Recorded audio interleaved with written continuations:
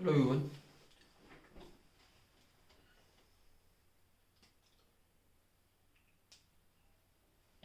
इस लेक्चर में हम बात करने वाले हैं law of conservation of linear momentum. Law of conservation of linear momentum.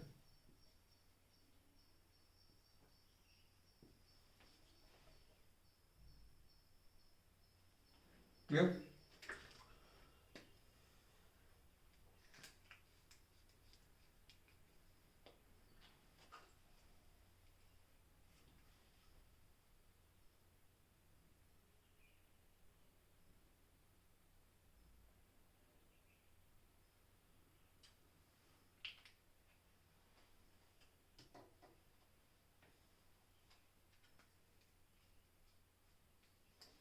Start करते हैं इसके स्टेटमेंट से बेटा।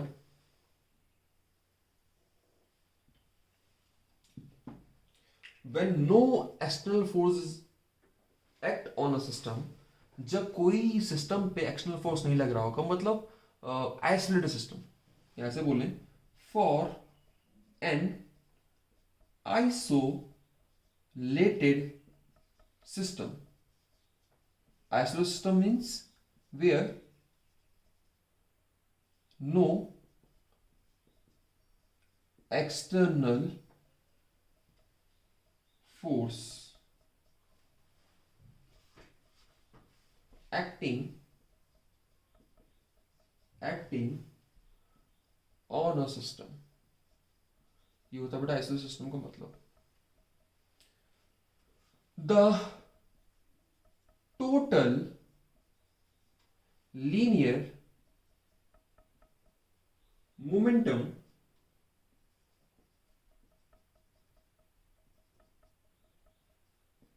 is conserved। तब भैया आपका मोमेंटम जो होगा कंजर्व रहेगा, मतलब जो मोमेंटम पहले था वही मोमेंटम आपका बाद में रहेगा अगर आपका आइसोलेटेड सिस्टम है तो। क्लियर? मोमेंटम आपको याद ही होगा, मोमेंटम एक वेक्टर क्वांटिटी थी which is equals to which tells about the energy possessed by a quantity when it is in motion, or mathematically momentum is mass multiplied by velocity। Clear? चलिए हम जरा इसको proof देखते हैं, इसका मतलब क्या हुआ। सपोज हमारे पास बहुत सारे पार्टिकल्स है, हमारे पास बॉक्स है, ठीक है, उसमें बहुत सारे particles, N particles, number particle है एन, ठीक है। सबके मास ऐसे हैं m1 m2 m3 m4 m5 m6 and so on, ठीक है, जो मूव कर रहे हैं v1 v2 v3 v4 v5 v6 ऐसे वेलोसिटी से। सो जो टोटल लीनियर मोमेंटम होगा, टोटल इस सिस्टम का जो टोटल लीनियर मोमेंटम होगा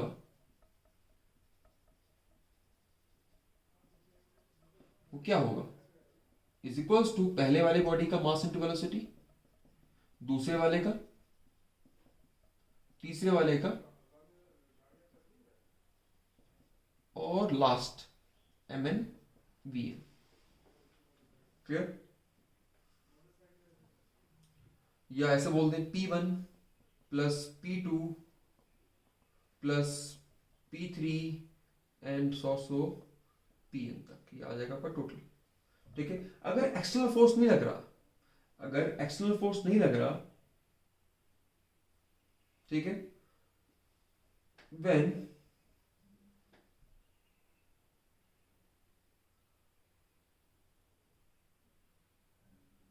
ऐसे बोलते हैं, अगर एक्सटर्नल फोर्स लग रहा होता तो, ठीक है, when F is the external force acting on the system, तो न्यूटन लॉ के अकॉर्डिंग अगर एक्सटर्नल फोर्स लग रहा है तो, अगर लगता तो, ये मना करता है ये लॉ, लगता तो ऐसा होता, ठीक है, पर सिस्टम आइसोलेटेड है तो फोर्स जीरो हो जाएगा, तो zero is equals to D P by D T, ठीक है। और ये कब हो सकता है, किसी डिफरेंशिएशन का वैल्यू जीरो कब आएगा? याद होगा आपको डिफरेंशिएशन क्लास में, अगर मैं किसी कांस्टेंट का डिफरेंशिएशन करूं तो जीरो होगा। इसका मतलब यहां से ये प्रूव होगा कि P क्या है? कांस्टेंट है। P क्या है? कांस्टेंट है। यही तो ये बोल रहा है कि कंजर्व रहेगा आपका मोमेंटम। ठीक है, तो P1 plus P2 plus P3 and so on, ये क्या होगा? आपका कांस्टेंट होगा। अगर आपका कब होगा? जब आपका फोर्स, एक्सटर्नल फोर्स क्या हो? Zero. So, in the absence of external force, the total linear momentum of the system is constant. यही बोलता है आपका law of conservation of linear momentum.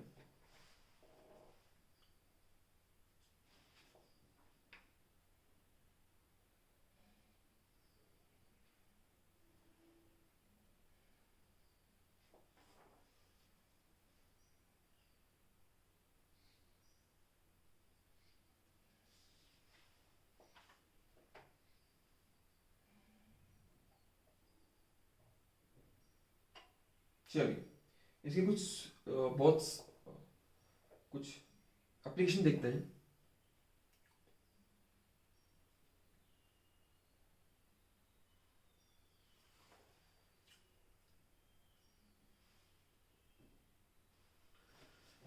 कुछ एप्लीकेशन देखते हैं।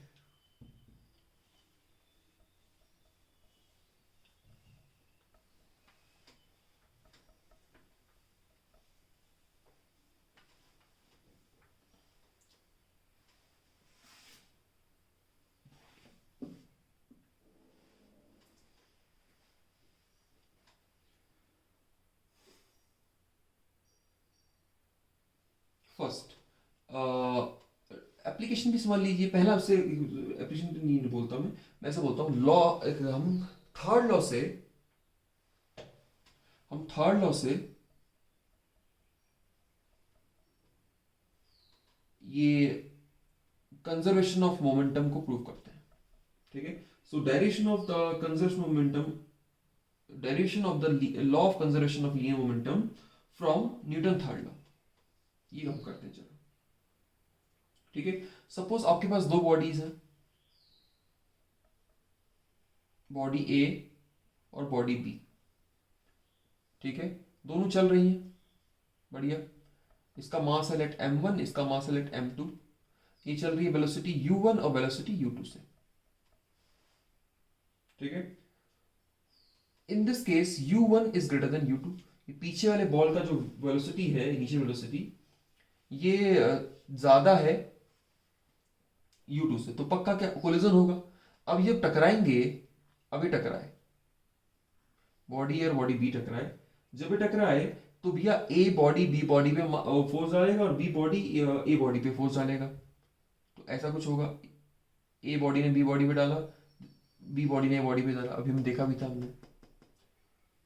तो टकराने के बाद अब क्या हुआ? अब ये टकराने के बाद ये अलग अलग वेलोसिटी से चलेगा। ये v1 वेलोसिटी चलेगा और ये v2 वेलोसिटी चलेगा। This is the initial velocity of the ball, this is final velocity of the ball.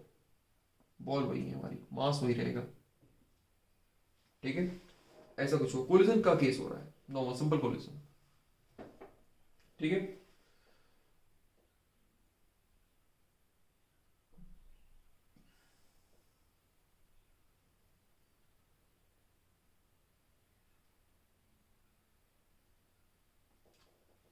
ठीक है।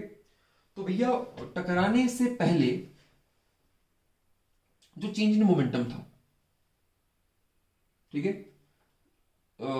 Change in momentum before collision क्या था? क्या होगा? ज्यादा देखो, वेलोसिटी इसकी ज्यादा है तो उसका मोमेंटम ज्यादा होगा। तो मास m1u1, तो mass into velocity momentum of first ball, ये ज्यादा है तो ये चेंज निकल जाएगा हमारा m2u2। ठीक है, टकराने के बाद मोमेंटम कितना होगा? चेंज इन मोमेंटम बिफोर था ये केस और आफ्टर था ये केस। ठीक है, change in momentum, change in P लिख देता हूं आफ्टर कोलिजन। आफ्टर कोलिजन क्या होगा? m1v1 minus m2v2। कोई प्रॉब्लम?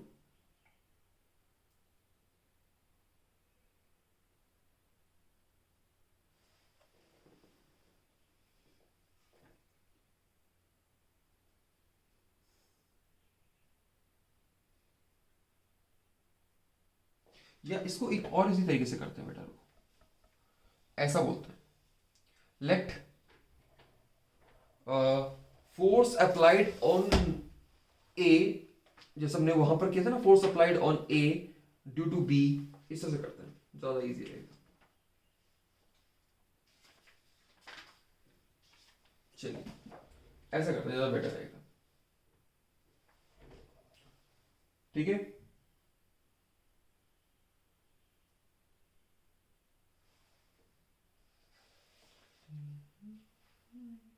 आप केस तो समझ गए होंगे। चलिए अब कुछ नहीं है, कैसे भी कर सकते हैं proof, change in momentum impulse के टर्म में कर लीजिए, या मैं जैसे नाइन्थ क्लास में बताता हूँ ऐसे बताता हूँ, ज़्यादा इजी रहेगा आपको समझने के लिए। एकदम 10th क्लास से 11th क्लास में आती है, आपकी हालत नहीं खराब होनी चाहिए।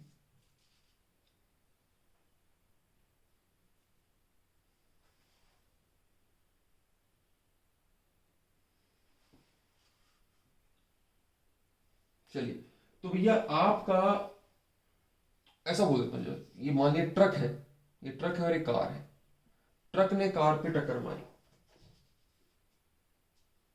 सो लेट, इसको मैं F1 बोल देता हूं, ठीक है, इसको मैं F1 बोल देता हूं।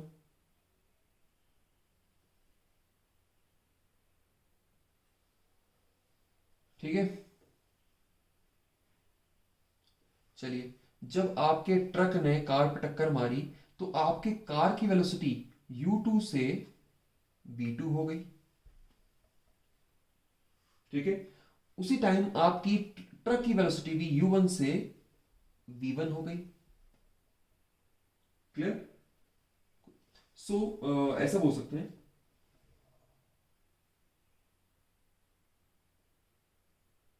Force on second body due to first body is equals to mass of second body multiply by acceleration on the second body. Second body का एक्सेलरेशन क्या होगा, क्या था सेकेंड बॉडी का acceleration, m2 is equals to change in velocity, क्या होगा velocity change बेटा, v2 minus u2 upon में टाइम। क्लियर हुआ? तो force on second body due to first body, ये आ गया। Similarly force on first body due to second body, तो mass of first body multiply by change acceleration on the first body, acceleration on the first body. First body का acceleration क्या है बेटा, change in velocity v1 minus u1 upon में t। कोई problem? तो बेटा जब at the time of collision, जब मैं कोलिजन की बात करूं, at the time of collision, collision हो रहा होगा तो जितना फर्स्ट बॉडी सेकंड बॉडी पे फोर्स डाल रहा होगा उतना सेकंड बॉडी फर्स्ट बॉडी पे डाल रहा होगा। थर्ड लॉ अप्लाई हो रहा होगा यहां पर। ठीक है, तो from third law, from third law, जब थर्ड लॉ लगाऊंगा तो आपका F121 बराबर माइनस F21 के 12 के। कोई problem? Force on the body second body due to first is equals to force on first body due to second, equal होगा और अपोजिट होगा। क्लियर? तो रख देता हूं भैया, F2 v2 minus u2 upon में t is equals to m1 v1 minus u1 upon में t, t से t कैंसिल आउट हो गया। इसको थोड़ा और सॉल्व कर लेते हैं, नोट कर लीजिए इसको।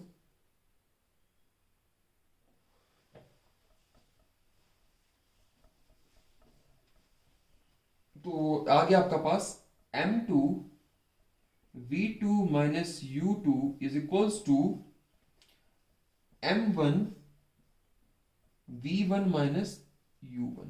ठीक है, m2 v2 minus m2u2 is equals to m1v1 minus m1u1। इसको मैं इधर ले आता हूं और इसको यहां ले आता हूं।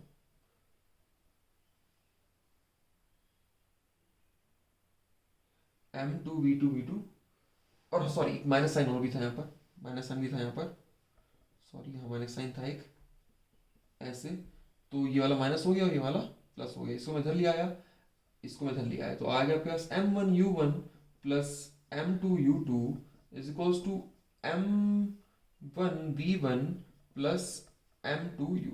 यही तो है बेटा आपका कंजर्वेशन मोमेंटम। ठीक है, तो total momentum before collision is equals to total momentum after collision. तो जितना मोमेंटम पहले था उतना मोमेंटम बाद में था। क्लियर? यही आपका सेकेंड लॉ से हमने, थर्ड लॉ से हमने कंजर्वेशन मोमेंटम को प्रूव कर दिया।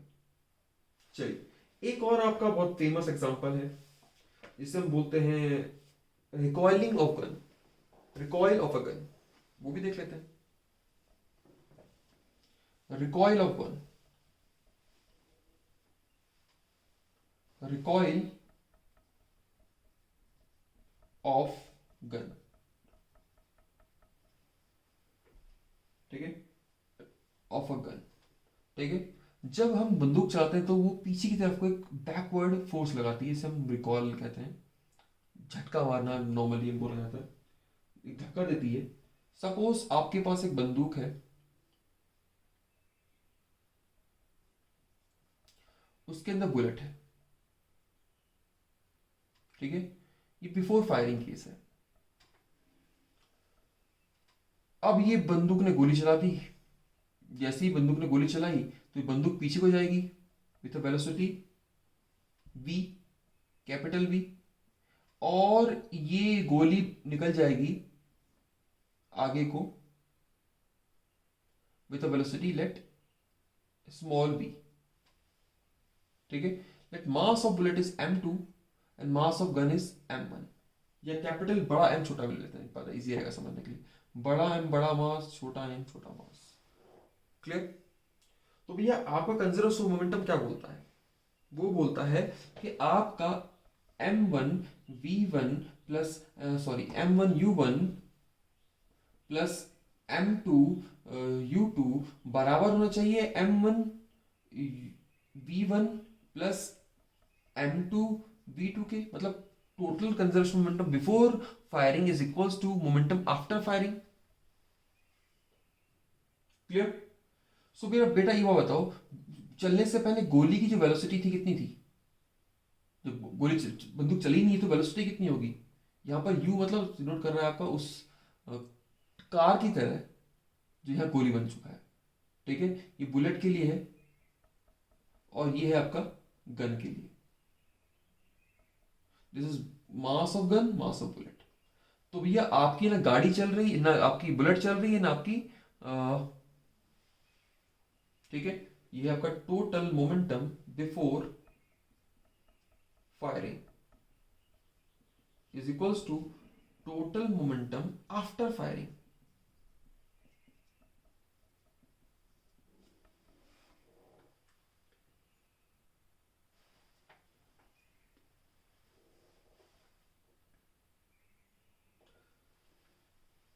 तो क्या हो जाएगा? बिफोर फायरिंग u1 भी जीरो, u2 भी जीरो, तो ये पूरा टर्म जीरो आ जाएगा। वैल्यू यहां पुट कर देता हूं, m1 बन गया आपका capital M, velocity of bullet v plus mass of bullet, velocity of bullet. तो ये आ गया बेटा आपके पास क्या, हमको रिकॉइल ऑफ गन निकालना है, वेलोसिटी ऑफ रिकॉइलिंग। तो ये आ गया आपके पास mv is equals to minus small mv। ठीक है, तो v आ गया आपके पास minus small m small v, velocity of bullet capital M। तो ये निकल गया आपका रिकॉइलिंग ऑफ गन। ठीक है, नेगेटिव साइन यहां ये शो कर रहा है कि वेलोसिटी ऑफ गन, वेलोसिटी का डायरेक्शन जो है गन का, वो इसकी वेलोसिटी अपोजिट है, और है भी ये इधर को जा रहा है और ये इधर को जा रहा है। ये आपका रिकॉइलिंग ऑफ गन का एक प्रैक्टिकल एप्लीकेशन है आपका लॉ ऑफ कंजर्वेशन मोमेंटम का।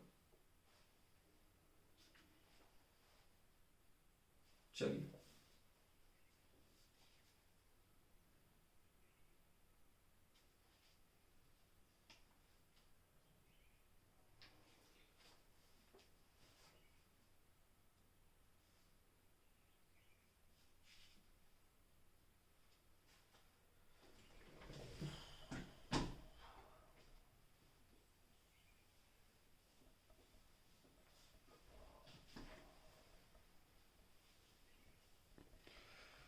चलिए, एक लास्ट रह गया इसमें टॉपिक, फिर आपका ये लॉ ऑफ मोशन वाला पार्ट खत्म हो जाएगा। पूरा जो था फिर हम फ्रिक्शन देखेंगे। फ्रिक्शन ज़्यादा इंटरेस्टेड है।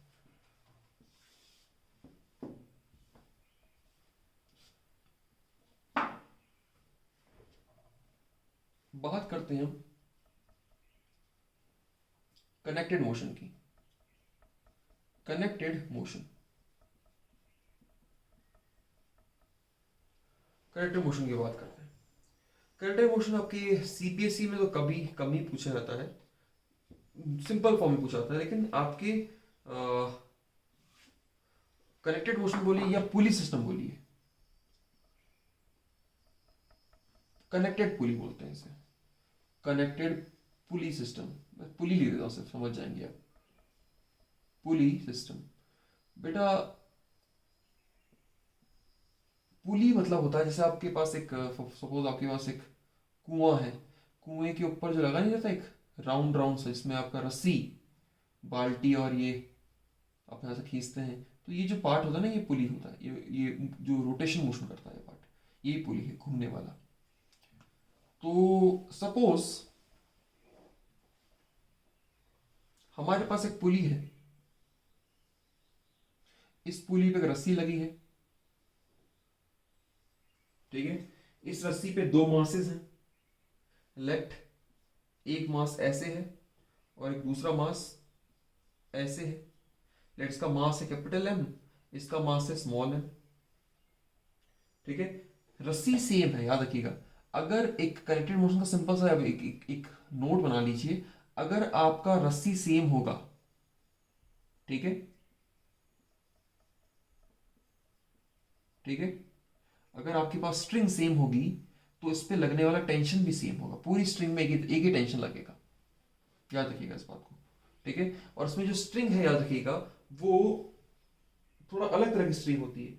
वो आपकी स्ट्रिंग जो होती है, इन एक्सटेंसिबल स्ट्रिंग होती है। फ्रिक्शनलेस पुली है आपके पास, पुली फ्रिक्शनलेस है, पहली बात। और इनएक्सटेंसिबल मतलब ये खिंचती नहीं है स्ट्रिंग, बिल्कुल टाइट रहती है, रिजिड है, शेप चेंज नहीं करेगी। इस तरह का हमारे पास स्ट्रिंग है, इस तरह का हमारे पास सिस्टम है। तो हुआ क्या, अभी हमने इसको ऐसे सेट कर रखा था, जैसे हमने छोड़ा, इसका वेट थोड़ा ज्यादा था, इसकी वेट ज्यादा होने की वजह से इसके पास एक्सेलरेशन आया नीचे को ऐसे। जितना ही नीचे भागेगा उतना इसका ये ऊपर भागेगा एक्सेलरेशन से, इसके पास ऐसे आया। इस पुली, इसका वेट मैं यहाँ लिख देता हूँ, इसका वेट मैं यहाँ लिख देता हूँ, इसको ये रखो, मैं वीडियो बताना पड़ेगा। चलिए, समझ गए आप किस तरह का हमारे पास केस है। चलिए, अब इसका हम सिंगल सिंगल मासेस का एफबीडी बनाते हैं। सिंगल सिंगल मासेस का एफबीडी बनाते हैं। ये वाला मास पकड़ता हूँ, इस जो मास है कैपिटल एम, इसका वेट नीचे को लग रहा होगा, इसका मैं एफबीडी बना रहा हूँ, फ्री बॉडी डायग्राम। इसका मास नीचे को लग रहा होगा, कितना वेट होगा इसका, एम इंटू जी, ठीक है। वेट क्या होता है, एम इंटू जी होता है। What is weight, weight is equals to mass multiply by उस पर्टिकुलर जगह का स्मॉल जी, ये होता है वेट। मास भी तो एक फोर्स ही है, F equal to M A, acceleration to gravity, gravity कैसे जो एक्सेलरेशन आएगा, मतलब धरती पे पड़ने वाला बोझ ही को कहते हैं हम वेट, ठीक है। एक्सेलरेशन, इस बॉडी का जो मास ऐसे है और मास के अपोजिट हमेशा क्या लगता है, टेंशन, ठीक है। तो इस पे टेंशन लग रहा है ऊपर को, टी, क्लियर। तो लेकिन बॉडी फाइनली जा खा रही है, बॉडी फाइनली नीचे जा रही है, with a force m into A with acceleration a, ये है। अब बनाते हैं इसका FBD। देखिए इसका जो वेट है वो नीचे को है, m इंटू जी पक्का ज्यादा होगा t से, तभी तो बॉडी नीचे जा रही होगी। और अब देखो लेकिन टेंशन इसके कुछ वेट को काट रहा होगा, जो काट रहा होगा, मतलब अगर हम जितना काट रहा होगा उसी फोर्स से वो नीचे जा रही होगी। और फोर्स कितना होगा, जितना इस बॉडी का मास है और जितना इस बॉडी का एक्सेलरेशन है। ठीक है, दोबारा समझिए, इस मास, इस बॉडी का जो वेट होगा नीचे होगा, नीचे वेट तो हमेशा नीचे लगता है ना, इसका लगेगा m इंटू जी, इसका लगेगा स्मॉल m इंटू जी। ठीक है, इस बॉडी में टेंशन कहाँ है, ऊपर को है, तो एक नेट फोर्स जो उसमें निकलेगा इस बॉडी में इतना निकलेगा, वही नेट फोर्स की वजह से ये आगे बढ़ रही होगी। वो नेट फोर्स कितना है, इस बॉडी का मास इंटू इस बॉडी से एक्सेलरेशन। ठीक है, तो इसको हमने इसके इक्वेट कर दिया। सिमिलरली दूसरे का एफबीडी बनाते हैं। दूसरे का एफबीडी बनाएंगे तो भैया ये स्मॉल m बॉडी है, इसका वेट लगेगा स्मॉल m इंटू जी, इस बॉडी का टेंशन आ रहा होगा T, पर ये जा कहाँ रही है, ऊपर को, तो इसका मतलब इस बार इसका नेट फोर्स ऊपर को जा रहा होगा बेटा, ऊपर को जा रहा होगा नेट फोर्स। इसका नेट फोर्स होगा ये इस बॉडी पे लगने वाला, और ये बराबर होगा इसके नेट फोर्स के। ठीक है, तो यहां T ज्यादा होगा इस बार, T माइनस mg। याद रखिएगा, जहां बॉडी का एक्सलेंस जाता है नेट फोर्स का रिजल्टेंट वही रहता है। अगर यहां जा रहा है तो इसका मतलब ये ज्यादा ये कम, यहां जा रहा है तो ये ज्यादा ये कम। तो हमारे पास दो इक्वेशंस आ गई हैं। अब इन दोनों इक्वेशन को जोड़ लेते हैं, इसके बाद पूरी मैथमेटिक्स है बेटा। ठीक है, मैं दोनों साइड को जोड़ लेता हूं, इसको मैं ऐसे लिख सकता हूं T minus M g equal to small into a. ठीक है, तो भैया इसको जोड़ूंगा जब मैं, तो ये स्मॉल m a है, ये स्मॉल m है, मैं फर्स्ट को सेकंड से ऐड कर रहा हूं, तो इधर तो आ जाएगा बेटा आपके पास। थोड़ा सा मैं इसके इस क्वेश्चन को लिख लेता हूँ, बाकी जरूरत नहीं है डायग्राम की। ठीक है, M G minus T equal to M A, दूसरा है हमारे पास T minus M G is equals to M A. ये दो इक्वेशन है, इक्वेशन वन और इक्वेशन को मैं जोड़ रहा हूं। जब जोड़ूंगा तो यहां से T से T का कैंसिल आउट हो जाएगा, T से T कैंसिल आउट हो गया, और यहाँ G कॉमन आ गया, G कॉमन आ गया तो M minus small m is equals to, यहाँ पर A कॉमन आ गया, A कॉमन आ गया, कैपिटल M और स्मॉल m। तो बॉडी का एक्सेलरेशन जो होगा, जिस बॉडी एक्शन जो कर रही होगी वो कर रही होगी आपके small g capital M minus small m upon में capital M plus small m। ये है बॉडी का एक्सेलरेशन, एग्जाम में ये निकालने को आता है। ठीक है, क्लियर। अगर इन दोनों बॉडी को मैं डिवाइड कर लेता हूं, इसको मैं थोड़ा सा स्पेस यहां दे देता हूं, A कैपिटल M और स्मॉल m। ठीक है, अगर इस बॉडी को मैं डिवाइड कर लेता दोनों इक्वेशंस को, ठीक है, ये एडिशन करने से आया, जब ऐड किया मैंने, अब क्या कर रहा हूं, डिवाइड कर रहा हूं बेटा। तो डिवाइड करूंगा फर्स्ट को सेकंड से, तो क्या होगा, m स्मॉल m अपॉन में small m into a is equals to m small g minus t upon में t minus small m into g. यहाँ a से कैंसिल आउट हो गया, क्रॉस मल्टीप्लाई करते हैं, capital M T minus M G is equals to small m capital M minus G minus T, ये आ गया। तो उसे थोड़ा सा और एक्सपेंड करते हैं, M T minus capital M small m G is equals to capital M small m G minus T M. ठीक है, दोनों को साइड चेंज कर लेते हैं, capital M capital T plus capital T small m is equals to, ये इधर जाएगा, mg है mmg माइनस mmg, यहां जाके प्लस mmg हो जाएगा, तो ये a इसके साथ यहां जाएगा तो ऐड हो जाएगा, तो ये हो जाएगा 2 mmg, और यहां से t कॉमन निकाल लेते हैं, capital M small m is equals to 2 mg, तो यहां से टेंशन आ गया स्ट्रिंग पे 2 mmg अपॉन में कैपिटल M अपॉन में स्मॉल m, ये है स्ट्रिंग का टेंशन। तो ये जो आपका भाग रही थी बॉडी एक्सेलरेशन से भाग रही थी, और जो स्ट्रिंग पे टेंशन था वो था ये। क्लियर?